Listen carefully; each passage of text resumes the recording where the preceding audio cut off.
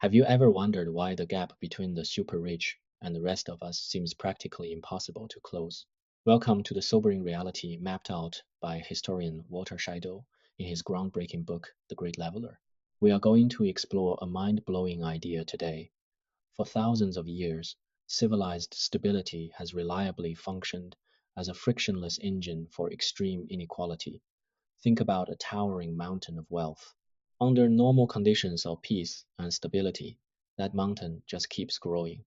Capital concentrates at the top, enriching a select few while everybody else scrambles for the leftovers. But here is the catch. The only force that has ever managed to significantly smash that mountain down isn't peaceful reform or a clever tax policy, it is violence. Massive, system shattering shocks are the historical exception to the rule of rising inequality. When the entire system breaks, wealth compresses. You might hope for a peaceful path to fairness, but history has a far darker story to tell. Let's rewind the clock to see how we got here. It all started with the architecture of the original 1%. Tens of thousands of years ago, humans were largely egalitarian hunter gatherers. But then we domesticated plants and animals. And guess what? The domestication of food ended up domesticating people. Once we settled down into farming communities, we started producing a surplus of food. That surplus required management, which led to the formation of states and the invention of property rights. Suddenly, a regular guy named John couldn't just pack up his tent and walk away to find a better deal. He was tied to his land, and the ruling elite was there to extract rent from his hard work. The transmission of material wealth, like land and livestock, across generations completely replaced the egalitarian moral economy of our ancient ancestors. It created an unstoppable engine for hereditary wealth. Now, think about what happens when you let that engine run uninterrupted for centuries. Economic development and state building consistently push inequality toward its theoretical maximum. Let's look at the Roman Empire in the 2nd century. Back then, the fortunes of the Roman elite reached a staggering 1.5 million times the average annual per capita income. To put that in perspective, that is roughly the same ratio we see with the richest tech billionaires today compared to an average worker in Ohio. Fast forward to pre-World War I Europe around 1910. By the eve of that conflict, the richest 10% of English households held an eye-watering 92% of all private wealth. Practically everyone else was crowded out of the economy. Uninterrupted peace allows the elite to capture almost all the economic gains, pushing inequality straight to the ceiling. So, what actually stops this runaway train? Across recorded history, the only reliable forces of wealth compression have been catastrophic systemic disruptions. Walter Scheidel calls them the four horsemen of leveling. Just like that famous woodcut by Albrecht Dürer showing the biblical horsemen of the apocalypse bringing death and destruction, these historical forces ride in and flatten the wealth gap. They are mass mobilization warfare, transformative revolution, state failure, and lethal pandemics. Hundreds of millions of people have perished in their wake. But by the time the smoke cleared and the dust settled, the gap between the haves and have-nots had shrunk dramatically. Let's break down exactly how these four terrifying forces do their equalizing work. First up is the logic of total war. Not just any war levels, wealth. Archaic conflicts actually enriched victorious elites through plunder and conquest. To flatten the wealth curve, war must be total. It has to penetrate every single layer of society. Imagine a global conflict that requires mass conscription and industrial mobilization on the scale we saw in the 20th century. When millions of regular citizens are drafted to fight, the organized labor left behind is suddenly empowered. At the same time, governments have to pay for the war, which triggers high progressive taxation. They wipe out global capital stockpiles and physically destroy elite assets.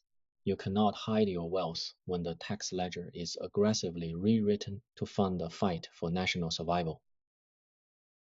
The result of this total war is what we call the Great Compression.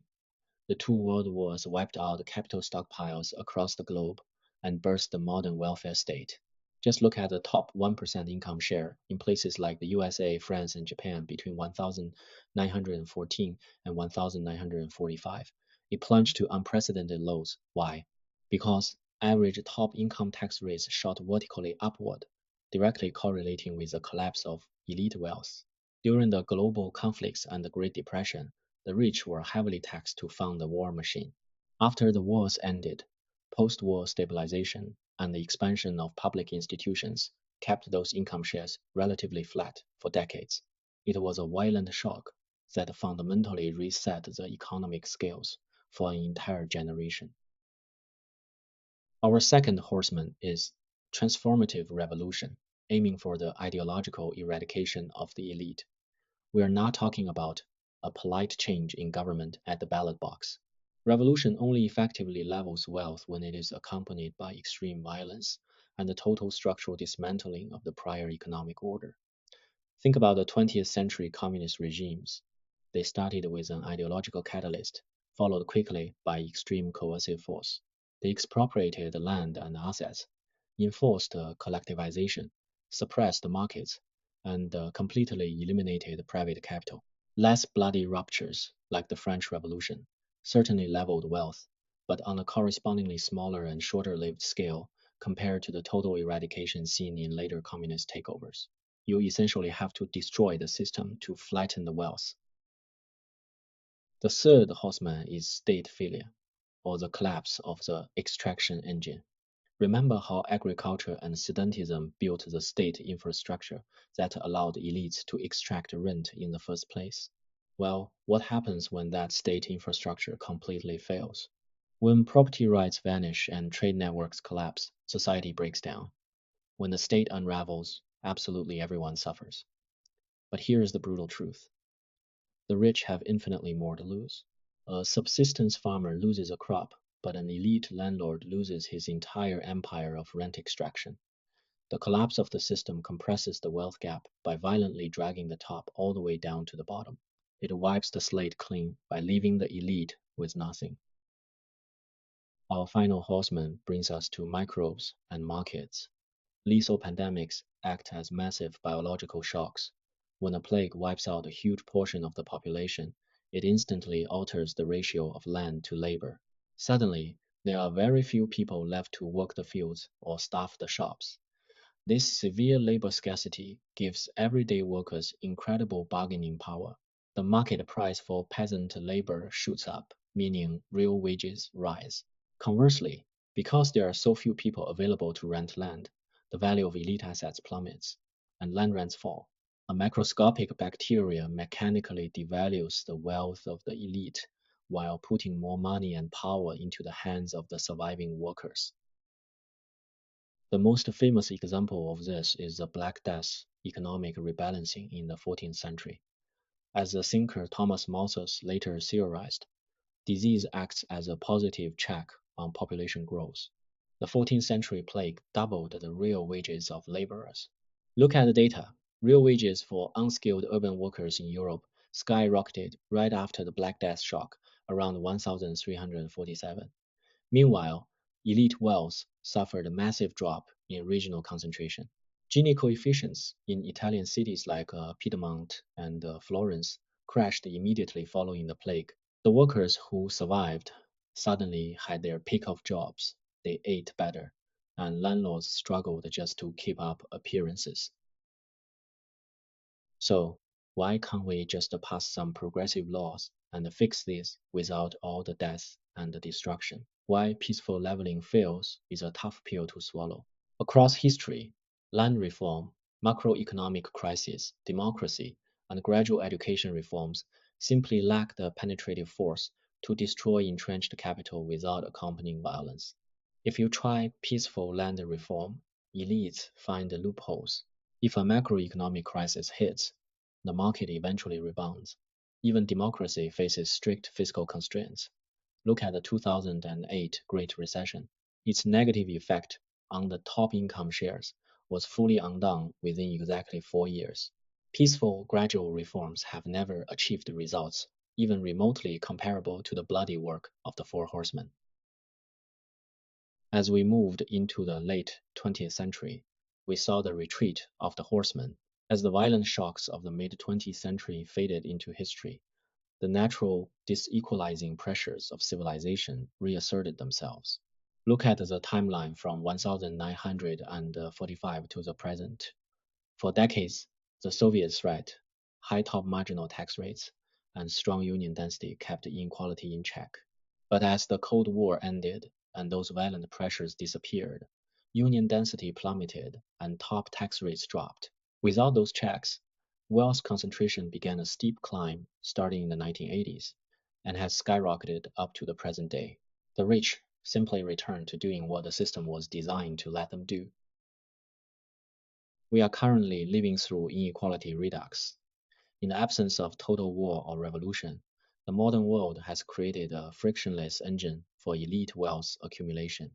Technological automation is wiping out middle class jobs. The globalization of finance allows capital to move freely across borders, rewarding executives while punishing workers. And political polarization paralyzes any attempts at meaningful reform. These factors funnel resources into a hyper concentration of capital while leaving everyday people dealing with severe wage stagnation. In the US alone, the highest grossing 0.01% of households more than doubled their income share between the early 1990s and the 2010s. This brings us to the absolute limits of growth. Economic growth actually creates a higher ceiling for inequality. In a low ceiling subsistence economy, there is only so much surplus an elite can extract before the peasants literally starve. But in a high ceiling modern global economy, there is a massive surplus. As per capita GDP grows, the maximum possible Gini coefficient, the limit of inequality, pushes higher and higher. Unless checked by catastrophic forces, the wealthy will continuously capture the vast majority of this newly created surplus. A richer society doesn't mean a fairer society. It just means the elite have a bigger pie to carve up for themselves.